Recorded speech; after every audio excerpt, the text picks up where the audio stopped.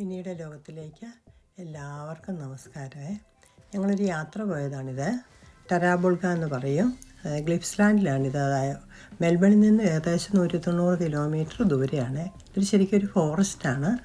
നല്ല ഫോറസ്റ്റ്. നമ്മുടെ നാട്ടിലെ കാടുകളെ വെച്ച് നോക്കണ്ട കേട്ടോ, ഇതിനകത്ത് മൃഗങ്ങളൊന്നുമില്ല.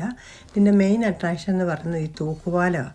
നമ്മൾ തൂക്കുപാലം എന്ന് വെച്ചാൽ നമ്മുടെ നാട്ടിൽ ഇതൊക്കെ കാണുമ്പോൾ ആ ഇതിൽ വിചാരിക്കുകയേ വേണ്ട. എങ്കിലും വളരെ ഭംഗിയാണ്. കാരണം ഈ തൂക്കുപാലത്തെ കൂടെ നടക്കുമ്പോൾ താഴെ ഇങ്ങനെ കാടിങ്ങനെ കാണാവ് നല്ല. പക്ഷേ ഇവിടെ നമ്മൾ കാണുന്നത് വലിയ മരങ്ങൾ, വളരെ വലിയ വണ്ണമുള്ള മരങ്ങളൊക്കെ ഉണ്ട്.